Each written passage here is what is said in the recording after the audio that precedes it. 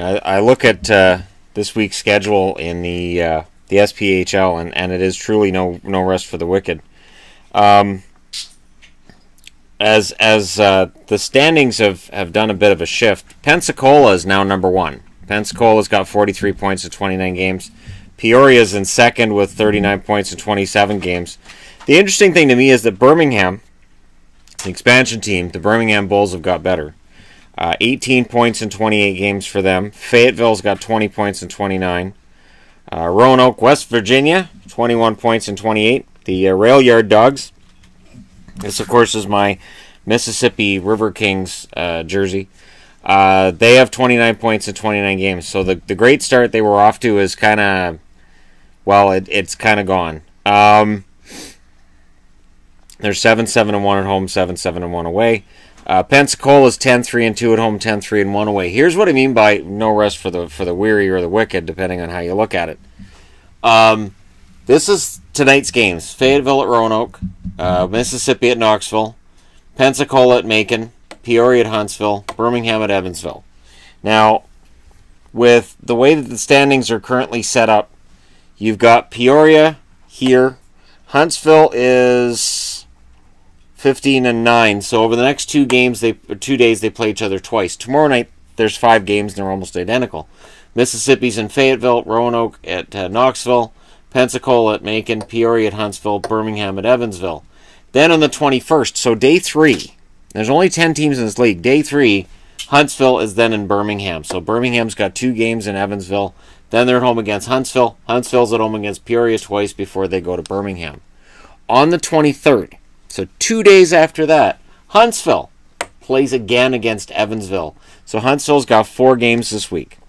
What Huntsville can do with those games, they can make up a lot of space on themselves and the teams above them. They currently sit at 32 points.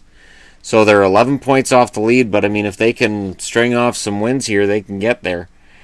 And it's an interesting issue here in that Pensacola is leading the way. Their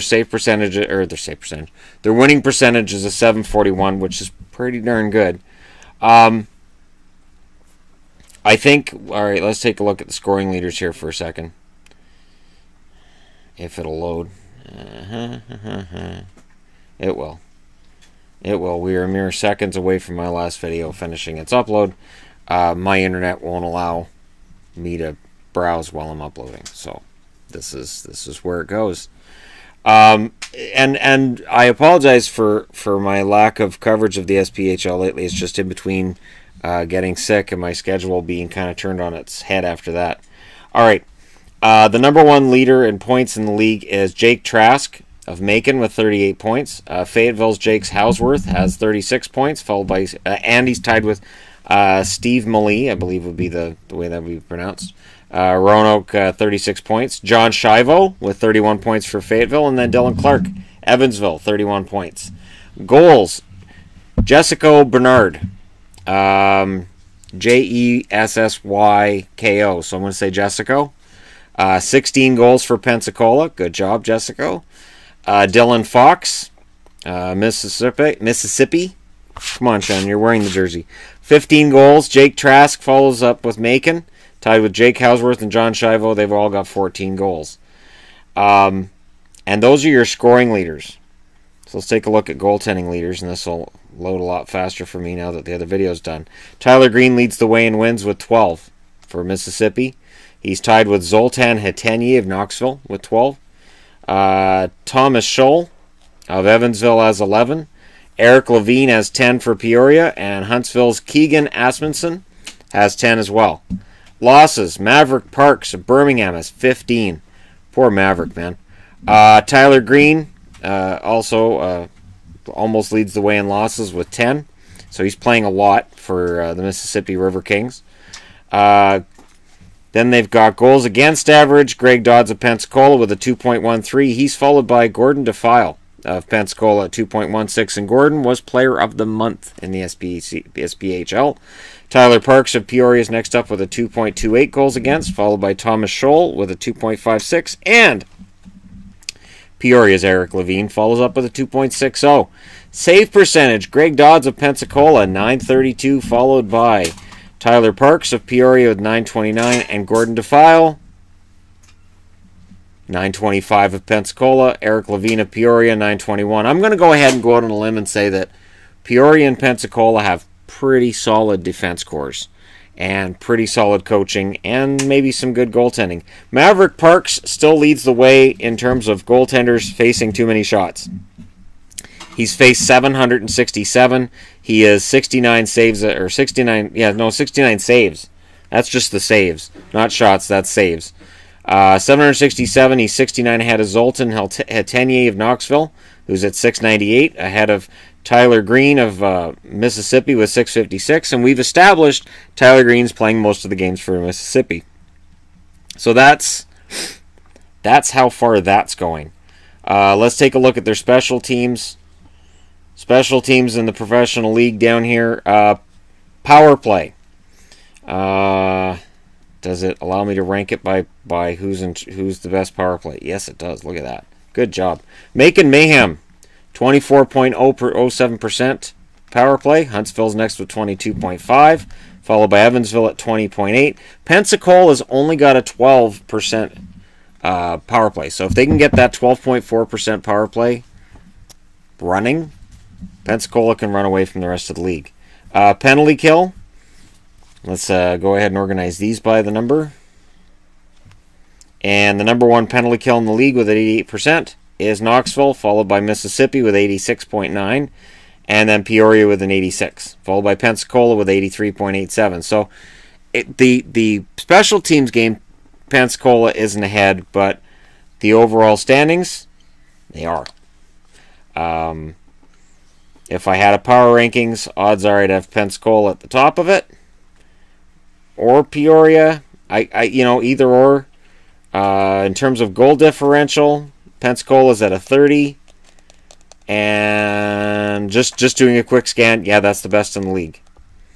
And Birmingham's down at the bottom. But while Birmingham's riding at the bottom, both Fayetteville and Roanoke have allowed more goals. For penalty minutes, they track penalty minutes on here. The number one penalty-ridden team is Fayetteville with 578. The lowest number of penalties, Pensacola, 362. So Pensacola plays a gentle game in a league that, since it measures penalty minutes on the front page, I'm going to go ahead and guess that they feature fights in their highlight packages regularly. And it'll be interesting to see if Pensacola can stay on this run. Let me go ahead and familiarize myself again with Pensacola Ice Flyers. That's why I didn't remember their name, because it's a strange one. And their leading scorer is Garrett Milan with 28 points in 28 games. So it is a very even attack that they throw out at you. They have two guys with 10 or more goals, and that's Jessica Bernard and Matt Johnson. Trevor Hertz has 8 goals, followed by Garrett Milan with 7. Garrett Milan has 7 goals, 21 assists. Charlie Adams, 6 goals. And then after that, you've got Josh Cousineau with 5. And Nathan Bruyere with 5 as well. Good running for them. A lot of inactive players. There's a lot of turnover in this league. There are a lot of inactive goalies, including Sean Bonar. Where did he end up? Let's just take a quick look at him. I want to see where he ended up. Does it say? Yeah, he's in Fayetteville. And it just shows his winning percentage. Let's go into his stats. Oh no, he still shows us being... So he was in Fayetteville, and now he's inactive. I wonder if that's due to injury. Well, either way, as I said in another video, he's got one of the most fun names of any goaltender that I've seen. His last game was played on November 11th, so on Remembrance Day versus Fayetteville. He plays for Fayetteville. How could he have played against Fayetteville?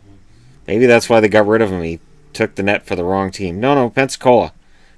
No, he's Fayetteville the whole way, and then Pensacola at the top. I don't like when they do the listings of the newest season at the top. I'm always used to reading statistics top to bottom. So when they have the newest statistic at the top and totals at the bottom, it just always throws me off. TSN does it. I think Sportsnet started doing it too. I don't understand. Everything Like when I look through the NHL Guide and Record book, everybody's stats are top to bottom. You read everything top to bottom. Every book is top to bottom. Hockey cards are top to bottom. And now websites are like, out of heck with it. Nobody has the patience. Put the newest stats at the top. So he's played 4 for Pensacola this year. He's 4-0 for Pensacola. 5 goals against in those games, those 4 games. 1.25 goals against. Maybe he moved his way up to another league. He's from Delta, BC, and he's born on February 12th, 1991. So, you know, local kid, birthday not too far off of mine. I wish him the best. So there you go. There's my SPHL report for this week. It should be interesting. And again, the next time you talk about your favorite NHL team, you know, we've got a brutal back-to-backs. Try playing 3 days in a row or playing 4 days out of 5.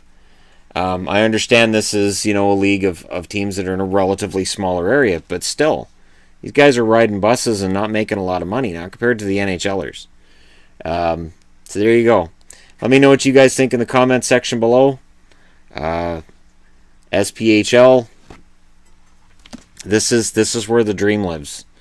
Honestly, this is where the guys go who love the game and want to play for the love of the game, and that's why I report on it. Let me know what you guys have. Any information you want to fill in the bottom. Go ahead and do that in the comments section below this video. Hit like and subscribe if you're browsing your way through. And again, I apologize that I have been negligent in my viewership and my following of this league, but I intend to do a video on this league every week, especially considering Huntsville's 4 games in 5 days. That's crazy. So Huntsville needs to. I need to see how they do coming out of this schedule, because that's a really brutal schedule. Thanks for watching. I'll talk to you again soon.